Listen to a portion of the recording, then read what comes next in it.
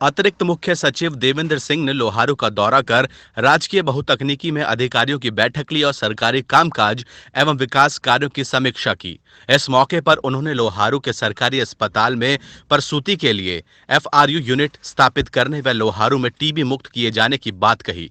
उन्होंने बताया कि 30 मई तक 100% बच्चों का टीकाकरण तथा स्कूल कॉलेज के सभी विद्यार्थियों को जाति, रिहायशी आय आदि के प्रमाण पत्र जारी करने का लक्ष्य हासिल कर लिया जाएगा। भाजपा प्रदेश उपाध्यक्ष जेपी दलाल, उपायुक्त अशंज Singh, SP Gangaram Punia, SDM Suresh Kaswa, DDA Pratap Singh Sabharwal, DPRO Ram Singh, DSP Kuldeep Beniwal, तहसीलदार कनप सिंह सहित अनेक विभागों के अधिकारी व कर्मचारी मौजूद थे। तो लोहारू की मेरी सेकंड विजिट है। जैसा आपको पता है, एक परिवर्तन स्कीम है सरकार की, जिसके तहत 46 ऐसे बैकवर्ड ब्लॉक चुने गए जिनमें लोहारू भी एक है, जहाँ पर कि जो सबसे सीनियर अधिकारी हैं सरकार के, उनको एक एक ब्लॉक अलॉट किया गया है। तो मुझे जो आवंटित किया गया लोहारू है। तो पहली विजिट में डिस्ट्रिक्ट लेवल में मैंने ली थी, लोहारू भी विजिट किया था। तो उसमें जैसे मैंने पहले भी जिक्र किया था, तकरीबन 7-8 ऐसे प्रायोरिटी या प्राथमिकता के एरिया छांटे गए हैं जहाँ पर सरकार चाहती है कि भाई बड़ी फास्ट स्पीड से जो भी सरकार की स्कीमें हैं उनका क्रियान्वयन हो। तो जो एरिया सबसे इम्पोर्टेंट छांटे गए हैं उनमें सबसे पहले लॉ एंड ऑर्डर है कि लॉ एंड ऑर्डर जो है उसमें पुलिस की जितनी भी कार्रवाई है वो ठीक प्रकार से हो और स्पीड से हो। ठीक है, तो वो आज मैंने समीक्षा करी है सभी की। तो उदाहरण के तौर पर बताता हूँ कि जैसे कैरेक्टर वेरिफिकेशन आता है पुलिस के लिए, पुलिस को लोग कंप्लेंट देते हैं, उसकी फिर जाँच करके उनको बाकायदा उसको निपटाना होता है। तो सारी की सारी जितनी जांच एक 5 पे रजिस्टर होता है, 5 के रजिस्टर में लगभग 150 के करीब शिकायत थी। सारी मैं पिछली विजिट से अब आया हूँ, सारी निपटा दी। कैरेक्टर वेरिफिकेशन 200 के सारे उन्होंने क्लियर कर दिए। तो इन सब का फायदा ये होगा कि एडमिनिस्ट्रेशन में जो भी काम है स्पीड से होंगे, खासतौर पर उन एरियाज में जो कि प्राथमिकता के तौर पर लिए गए। तो लॉ एंड ऑर्डर की मैंने जो बात करी, जितने चालान थे, चाहे मर्डर के, रेप के, चोरी के जितने चालान हैं, वो सारे के सारे एक निर्धारित अवधि में, जिस तरह मान लिया 60 से 90 दिन के अंदर अंदर कोर्ट में चले जाने चाहिए, वो सारे के सारे कोर्ट में चले गए, जीरो पेंडेंसी है। तो इस तरह लॉ एंड ऑर्डर एक एरिया हो गया। इसी तरह से एक बड़ी मुहिम चल रही है कि जितने भी हमारे स्कूल हैं, कॉलेज हैं, इनमें जो बच्चों को बाद में एडमिशन के लिए, नौकरियों के लिए सर्टिफिकेट चाहिए होते हैं, शेड्यूल कास्ट के सर्टिफिकेट, बैकवर्ड क्लास के, डोमिसाइल के, उस वक्त जगह जगह दफ्तरों में जा जाके इनको सर्टिफिकेट लेने ना पड़े और कहीं ना जाना पड़े, यहीं पे स्कूल में सर्टिफिकेट दे दें जो कि ताज जीवन उनका आगे काम आएंगे, कहीं भी, चाहे नौकरियों में, एडमिशन्स में। तो वो सर्टिफिकेट एक मुहिम चली हुई है जिसमें लगभग 70-75% काम तो हो चुका है, जो मैंने आज रिव्यू किया। 25% बचा हुआ काम भी 30 मई तक टारगेट है हमारा, पूरा हो जाएगा। इसका मतलब सभी बच्चों को domicile, income, schedule caste, backward class सारे सर्टिफिकेट मिल जाएंगे। ये दूसरा, जैसे मैं उदाहरण के तौर पर बता रहा हूँ, जितने हमारे बेरोजगार युवक हैं उनके लिए एक तो रोजगार मेला लगाया जा रहा है 17 तारीख को यहाँ पर, जिसमें कि जितने भी बेरोजगार युवक हैं, चाहे वो हमारे कई MBA भी बच्चे हैं, पढ़े लिखे, कोई ITI ट्रेड पास है, कोई कंप्यूटर पास है, कोई ड्राइवर है, उन सबको उनकी जरूरत के मुताबिक यहाँ कंपनियाँ आएंगी और वो रोजगार मेला लगेगा। उसके अलावा जितने बच्चे हैं उनको लोन अगर मान लिया चाहिए तो सरकार की कई स्कीमें हैं। मुद्रा स्कीम है, मुद्रा में एक मुद्रा शिशु, मुद्रा तरुण, इस तरह की योजनाएं हैं। उन योजनाओं में और आगे एक वो स्टैंड अप इंडिया स्कीम है जिसमें खास तौर पे शेड्यूल कास्ट औरतों के लिए या यंग नौजवान पढ़े लिखे बच्चों के लिए 1 करोड़ रुपए तक के लोन बिना कोई चीज़ गिरवी रखे हुए, जिसे कहते हैं ना क्रेडिट गारंटी होती है, जिसमें कोई मॉर्टगेज नहीं रखना पड़ता।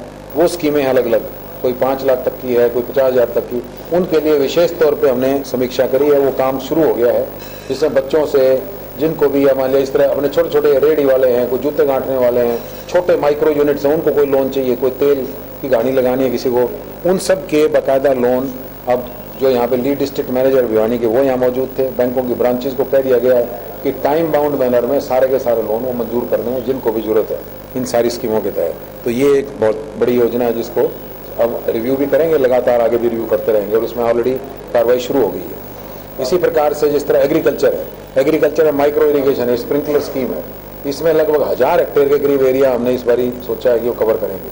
और जिसमें हॉर्टिकल्चर की भी स्कीम आ गई, एग्रीकल्चर की भी आ गई, तो उनसे रिलेटेड जो भी हैं 1000 हेक्टेयर, उसमें स्प्रिंकलर, जिसमें लगभग जैसा मुझे बताया गया इस ब्लॉक में 85% तक सब्सिडी मिलती है। तो वो स्कीमें जितनी, उनको स्कीमों को, इनको फार्मर्स को कांटेक्ट करके उनको जो भी लोन दिलवाना है, स्कीमें मंजूर कराना है, सब्सिडी, वो भी मैंने टारगेट दिया भी जुलाई अगस्त तक ये सारी स्कीमें अपनी सारी एप्लीकेशन भरवा लें, उसको पूरा करवा लें।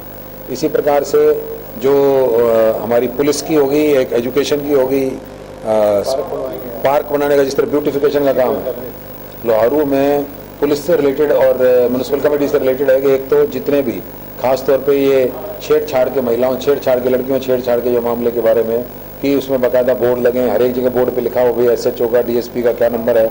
जो मेन जगह हमारा रेलवे स्टेशन है, बस स्टैंड है, कॉलेज हैं, स्कूल हैं, CCTV कैमरा लगे हों, LED लाइट लगी हों रात के लिए।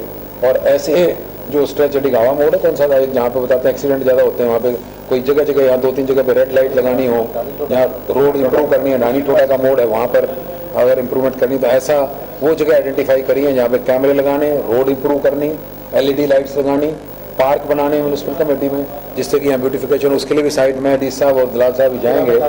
मतलब किले के पास मेरे ख्याल जगह देखे एक अच्छा पार्क हो, पब्लिक टॉयलेट्स जो है ना वो बनाए जाएँ जिससे लोगों को सुविधा रहे।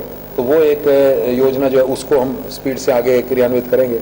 उसके अलावा जो हमारी और कौन सी स्कीम बची है, एक अपना एजुकेशन, स्पोर्ट्स, जो हमारी agriculture, land order, stadium sports की है।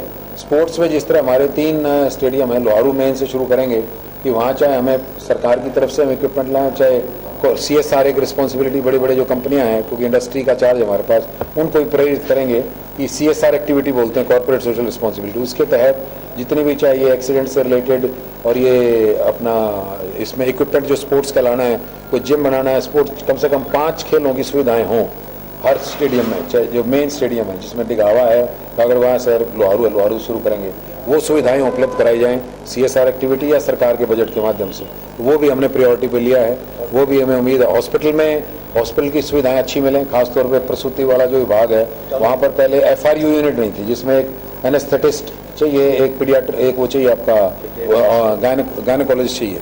उसकी भी चाहे हमने कहा है कि भाई चाहे नेगोशिएशन से कॉन्ट्रैक्ट पे लेने पड़े या जो प्राइवेट है उनसे चाहे आप डेली बेसिस पे लेके आओ, कॉन्ट्रैक्ट करो। तो एक FRU यूनिट की मंजूरी तो आई गई है जिसको बोलते हैं अपनी FRU एक यूनिट होती है जिसमें अभी सिजेरियन सेक्शन के जो ऑपरेशन होते थे, मान लिया कि डिलीवरी होनी है तो वो भिवानी जाना पड़ता था 60-65 किलोमीटर दूर, वो FRU यूनिट यहाँ मंजूर हो गई है।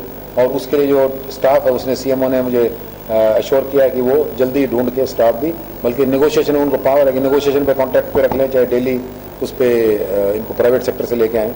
तो एक वो वाली स्कीम है उसको लागू कर रहे हैं।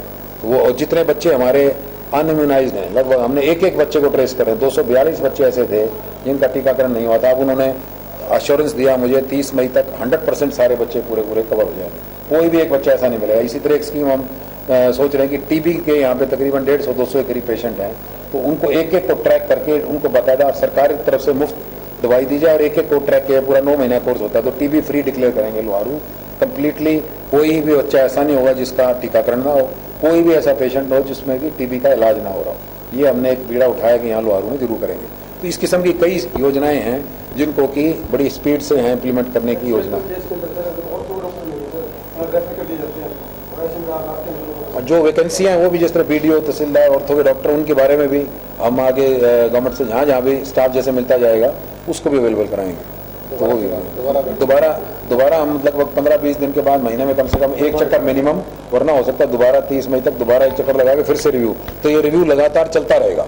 ये सिर्फ ये नहीं कि एक बार आए उसके बाद पूछते रहेंगे भाई जो हमने टारगेट रखे हैं, जो समस्याएं हैं उनका निदान हुआ है नहीं हुआ, डी साहब भी करेंगे और हम भी आगे इसको लगातार इसको रिव्यू करते हैं। हाँ, महिला कॉलेज की भी चर्चा चल रही है, उसमें एक जगह आइडेंटिफाइड कर ली गई है। उसमें जो है ना उसको फॉरेस्ट विभाग की तरफ से उसको डाइवर्शन करके वो जगह अवेलेबल करवानी है। हमने आज ही मैंने बात की थी, वहाँ पे मुख्यमंत्री ने अपना खुद का एक जो OSD है उनकी ड्यूटी लगाई है, वो फॉरेस्ट सर्विस से ही है। और मैंने भी बात करी, वो कहते हैं जी विदिन मैक्सिमम 3 महीने के अंदर जो है ना उसकी जो भी परमिशन लेनी है फॉरेस्ट विभाग की वो सारी लेके, भारत सरकार से लेनी पड़ती है, वो लेके उसके बाद इस काम को भी चालू करवाएंगे। किस बारे में? सरसों की खरीद मैं आपको बता दूं, अगर फिगर आप देखें तो पिछली बार से 50% ज्यादा खरीद हुई है। और फिर भी मैं आज अभी मंडी में, मैं और डी साहब अभी हम लोहारू भी जाएंगे, डिगावा जाएंगे, और उसके अलावा भी जो हैफेड के जो उनके MD हैफेड थे उनसे कल भी मेरी बात हुई थी और उनको हमने मुस्तैद कर दिया कि भाई जो भी 5-7 दिन का काम बच रहा है इसमें बाकायदा उन्होंने जो भी मंडियां अपने लोहारू की इनमें खरीद करवाएंगे। तो वो शेड्यूल में थे, वो उसको भी मैंने बोला कि जो शेड्यूल में पहले जल्दी खरीद शुरू हो गई थी, बात सही आपकी, तो उनको कहा गया कि अगले 5-7 दिन इसको खरीद जारी रखेंगे, जो बच गए हैं उनको भी इसमें टोकन देके उनको भी शामिल करवाएंगे।